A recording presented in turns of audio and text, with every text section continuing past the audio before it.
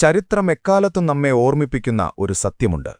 സാമ്രാജ്യങ്ങൾ തമ്മിലുള്ള പോരാട്ടങ്ങൾ എപ്പോഴും അവസാനിക്കുന്നത് സാധാരണക്കാരന്റെ കണ്ണീരിലാണ്. എന്നാൽ പരമ്പരാഗത സൈനിക നീക്കങ്ങളെയും ആയുധപ്പുരകളെയും മാത്രം ലക്ഷ്യമിട്ടിരുന്ന യുദ്ധതന്ത്രങ്ങൾ ഇന്ന് പശ്ചിമേഷ്യയിൽ അവസാനിക്കുകയാണോ? ഇവിടെ പോരാട്ടം അതിന്റെ ഏറ്റവും കഠിനമായ മുഖം വെളിപ്പെടുത്തി തുടങ്ങിയിരിക്കുകയാണ്. ഒരു രാജ്യത്തെ ആയുധങ്ങൾ കൊണ്ട് തോൽപ്പിക്കുന്നതിന് പകരം അവരുടെ ദാഹജലം മുട്ടിച്ച് ഇല്ലാതാക്കാൻ കഴിയുമോ? സൈനികാക്രമണങ്ങൾക്ക് പകരം ഒരു ജനതയുടെ ദാഹത്തിന്റെ നിലവിളികൾ കൊണ്ട് ഒരു ഭരണകൂടത്തെ താഴെ ഇറക്കാൻ കഴിയുമോ? ലോകത്തിലെ ഏറ്റവും വലിയ സൈനിക ശക്തികളായ അമേരിക്കയും ഇസ്രായേലും ഇപ്പോൾ ഇറാനിൽ പയറ്റുന്നത് ആ തന്ത്രമാണ്. ജീവജലം ഒരായുധമായി മാറുന്ന, പശ്ചിമേഷ്യയെ ഒന്നാകെ മുൾമുനയിൽ നിർത്തുന്ന ആ പുതിയ തന്ത്രത്തിന്റെ കാണാപ്പുറങ്ങളിലേക്ക് നമുക്കൊന്ന് കടന്നുചെല്ലാം. ലോകത്തിലെ നമ്പർ 1 ശക്തികളായ അമേരിക്കയുടെയും ഇസ്രായേലിന്റെയും ആക്രമണങ്ങൾക്ക് ഭയപ്പെടാതെ തങ്ങളാൽ കഴിയുന്ന വിധത്തിലൊക്കെ തിരിച്ചടി നടത്തിക്കൊണ്ടിരിക്കുകയാണ് ഇറാൻ. ഇത് അമേരിക്കയെയും ഇസ്രായേലിനെയും വലിയ ബുദ്ധിമുട്ടിലാക്കിയിരിക്കുകയാണ്, പ്രത്യേകിച്ച് അമേരിക്കയെ. അതിനാൽ അവർ തങ്ങളുടെ പതിവ് തന്ത്രങ്ങൾ മാറ്റാൻ തുടങ്ങിയിരിക്കുന്നു. ഇറാനെ എത്രയും വേഗം അടിയറവു പറയിച്ച് തങ്ങളുടെ നഷ്ടം കുറയ്ക്കുക എന്നുള്ളതാണ് അമേരിക്കയുടെയും ഇസ്രായേലിന്റെയും ലക്ഷ്യം. അതിനായി ആവിഷ്കരിച്ച പുതിയ പദ്ധതികളിലേക്ക് യുദ്ധം കടന്നുകഴിഞ്ഞു. ഇതുവരെയും ഇറാനിലെ എണ്ണപ്പാടങ്ങളും ആണവ നിലയങ്ങളും സൈനിക കേന്ദ്രങ്ങളുമായിരുന്നു അമേരിക്കയും ഇസ്രായേലും ലക്ഷ്യം വച്ചിരുന്നത് എങ്കിൽ ഇപ്പോൾ അവരുടെ ലക്ഷ്യം ഇറാനിലെ കുടിവെള്ളമാണ്. 2026 മാർച്ച് ആദ്യവാരം ലോകം കേട്ടത് ഞെട്ടിക്കുന്ന ഒരു വാർത്തയാണ്. ഓപ്പറേഷൻ എപ്പിക് ഫ്യൂറി എന്ന പേരിൽ ഇസ്രായേൽ തുടങ്ങിയ യുദ്ധത്തിന്റെ അടുത്ത ഘട്ടമായി തെക്കൻ ഇറാനിലെ ഖെഷ്ം ദ്വീപിലുള്ള അതിപ്രധാനമായ ഒരു കടൽജല ശുദ്ധീകരണ പ്ലാന്റിന്, അതായത് ഡീസാലിനേഷൻ പ്ലാന്റിന് നേരെ അമേരിക്കൻ സൈന്യം മിസൈൽ ആക്രമണം നടത്തിയിരിക്കുന്നു. ബഹ്റൈനിലെ അമേരിക്കൻ സൈനിക താവളത്തിൽ നിന്നാണ് ഈ വിനാശകരമായ ആക്രമണമുണ്ടായത്. ഇറാന്റെ വിദേശകാര്യമന്ത്രി സയ്യദ് അബ്ബാസ് അരാഗ്ചി ഈ വിവരം ഔദ്യോഗികമായി സ്ഥിരീകരിക്കുകയും ലോകത്തിനു മുന്നിൽ അമേരിക്കയുടെ ഈ നീക്കത്തെ രൂക്ഷമായി അപലപിക്കുകയും ചെയ്തു. ഈ ഒറ്റ ആക്രമണത്തിലൂടെ നിമിഷനേരം കൊണ്ട് പ്രദേശത്തെ 30ഓളം ഗ്രാമങ്ങളിലെ കുടിവെള്ള വിതരണമാണ് പൂർണ്ണമായും നിലച്ചത്.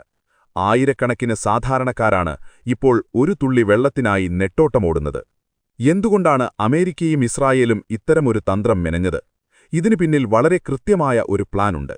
യുദ്ധത്തിന്റെ ആദ്യഘട്ടങ്ങളിൽ ഇറാന്റെ സൈനിക താവളങ്ങളും റഡാറുകളുമായിരുന്നു ഇവരുടെ ലക്ഷ്യം.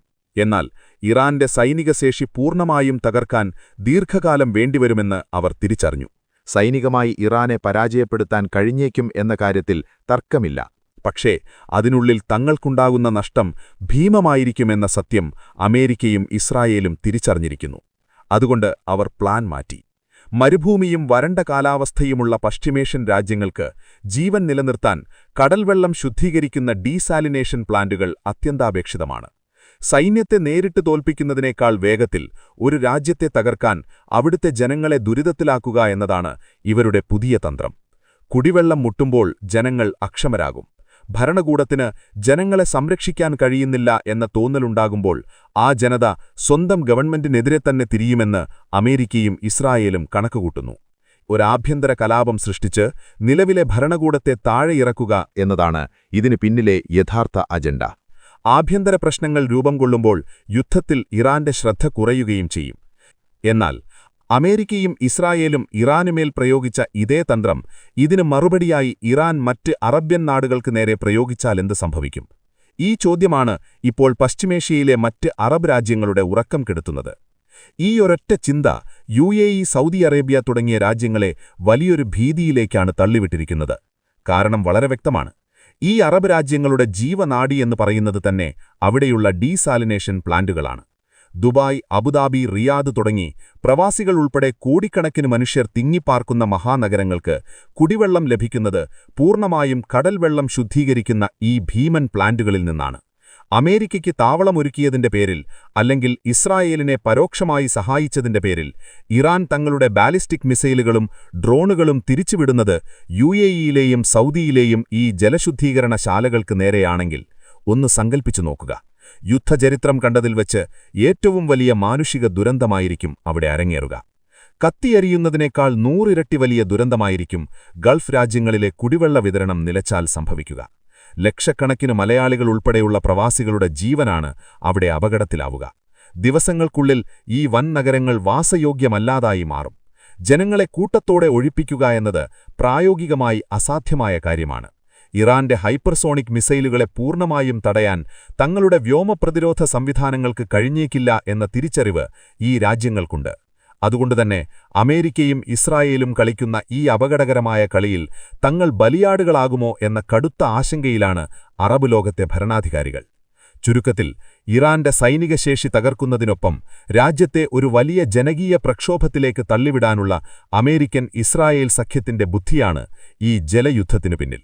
കുടിവെള്ളം മുട്ടിച്ചുള്ള ഈ യുദ്ധതന്ത്രം വരും ദിവസങ്ങളിൽ പശ്ചിമേഷ്യയെ എങ്ങോട്ടാണ് നയിക്കുക എന്നത് പ്രവചനാതീതമാണ്. അമേരിക്ക ഒരുക്കിവച്ച ഈ യുദ്ധതന്ത്രം ഇറാൻ എങ്ങനെ നേരിടും? ഗൾഫ് രാജ്യങ്ങളുടെ ഭയം സത്യമായി മാറുമോ? വരും ദിവസങ്ങളിൽ ഇറാന്റെ തിരിച്ചടി എന്തായിരിക്കുമെന്നതിനെ ആശ്രയിച്ചിരിക്കും പശ്ചിമേഷ്യയുടെയും ഒരുപക്ഷെ ലോകത്തിന്റെ മുഴുവൻ സമാധാനവും. കാത്തിരുന്നു തന്നെ കാണാം.